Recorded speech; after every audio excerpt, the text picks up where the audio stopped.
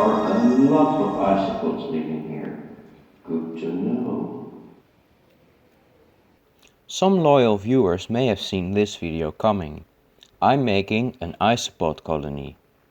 The most important part is a small terrarium, which I ventilated by melting holes on the side with a hot nail. As substrate I'm using coconut fiber.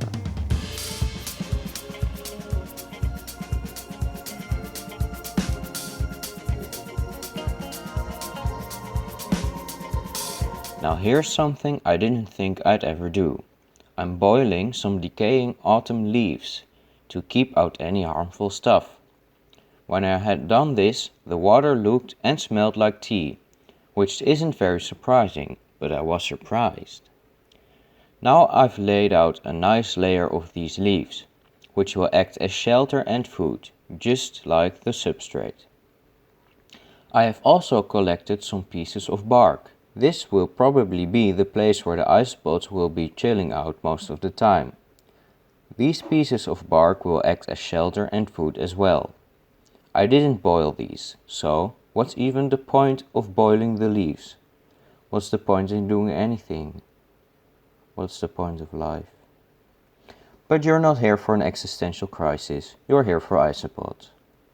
I've placed one piece of bark diagonally across the terrarium, and I'm placing this concave piece of bark like this to create somewhat of a humidity gradient.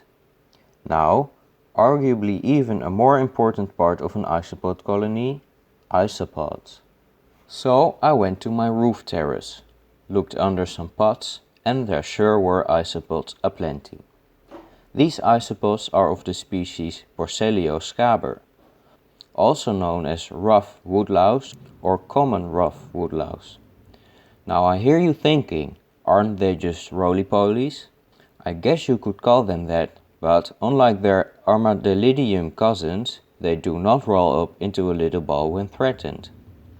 They are also known as pillbugs, woodlice, slaters, potato bugs, doodle bugs, sow bugs, armadillo bugs, boat builders, butcher boys, butchy boys, carpenters, cafners, cheeselogs, cheesy-bobs, cheesy-bugs, chiggy-pigs, chucky-pigs, gramersows, granny greys, hog-lice, monkey peas, monk's lice, peaballs, peasie-bugs, roll-up bugs, and woodbugs, just to name a few. Has the word bugs lost its meaning yet?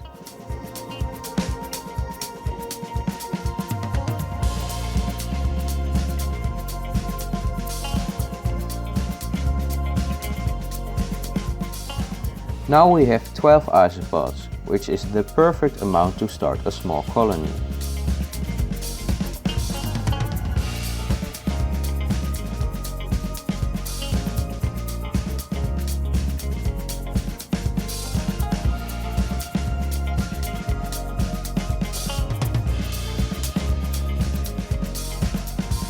Let's add them to the terrarium.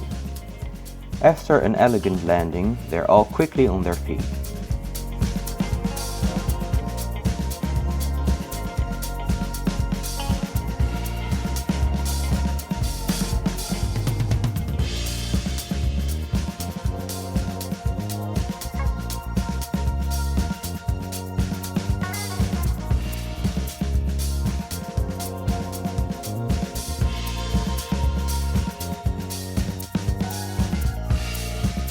Isopods go by many names, but they also have many enemies, including insects, spiders, amphibians and birds.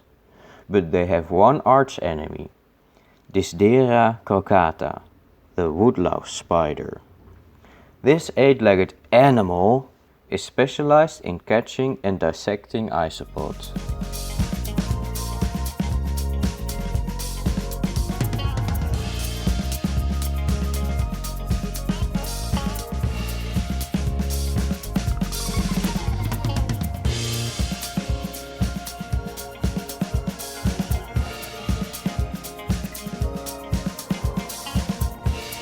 I quickly realized that having an isopod colony was way more fun than I expected. They weren't hiding nearly as much as I was afraid they would, and it was really fun watching them walk around. A very natural looking aquarium or terrarium always looks very good in my opinion. And since this was all taken straight from nature, I'm really enjoying the terrarium itself as well. And you know what? It even smells nice. I think it's time for some more isopod names. Are you ready? They're also known as gramfers, cheeselobs, woodpigs, timberpigs, peaballs, pishamares, tomato bugs, chuggy-pegs, crunchy bats, billy buttons and parson pigs.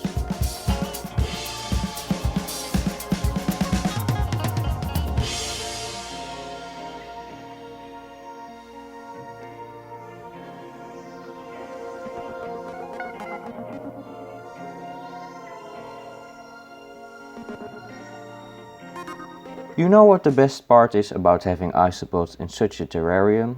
The entire terrarium itself, except for the plastic, is food for the isopods. Once they run out of food, all I have to do is get new leaves and bark, which is quite a simple task. And sometimes I'll give them entirely new substrate, which isn't that hard either. Isopods are just incredibly easy to take care of and very fun to watch. What's really interesting about isopods is how they deal with water. Isopods like moisture because they are crustaceans and have gills. But that's not what I wanted to talk about. Human beings, of which I am also one, do a lot with water. We drink it and we pee, breathe, cry, spit and sweat it out. You can get a little creative. Isopods do it a bit differently. Isopods are always battling dehydration. The exoskeleton of Porcellio scaber is water and ammonia permeable, and they're constantly sweating. Unlike us humans, I am also a human, isopods do not pee, they sweat. You'll usually find isopods in groups, because when they're clumped together, they lose less water.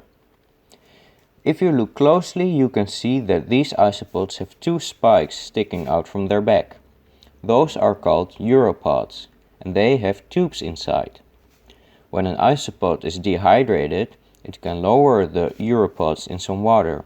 Through capillary action, water enters the body. A surplus of water can be removed by pressing the uropods against a dry substrate. It's time for round 3 of Name That Isopod. Isopods are also known as chickypigs, choogeypigs, chiggy-wigs, charlie-pigs, slunker-pigs, penny-sows, gramersows, granddad gravies, granddads, granny gransers, krugers if small, granfy krugers if large, granfer gravies, granfy grugers, granfy coochies, granfy coochers, cheese rockers, chiselbugs, cheesers, cheeseballs, monkeypedes, monkeypigs, slady beetles, leather jackets, dampers, billy bakers, belly buttons, nut bugs, tick-tocks, flumps, carpent monsters, and last but certainly not least, ogopogos. Wow, that brings us to a grand total of 73 names for isopods. Why so many? I don't know. Why so cheesy? I don't know.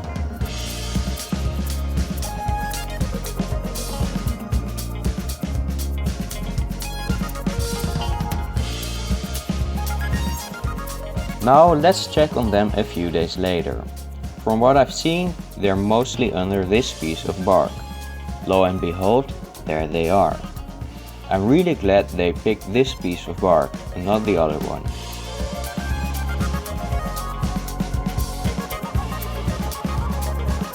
I also tried to feed them a little bit of potato skin, but they didn't seem to be that interested.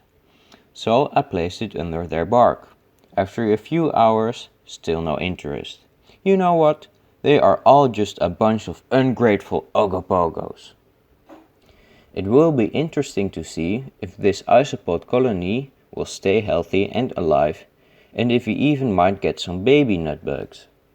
Isopods usually reproduce during spring, but that might change now that they are inside. I believe that's all I have to say for today. I would like to thank V. Cuba, Daniela Partington, Katrina Coleman, Non Mea Culpa, Matilda Fiship, WW, Megan Black and John Ernest, as well as the 45 other patrons for their generous support. If you would like to see updates on the Isopods as well as other projects and you haven't already, well, you're going to have to subscribe. Thanks for watching.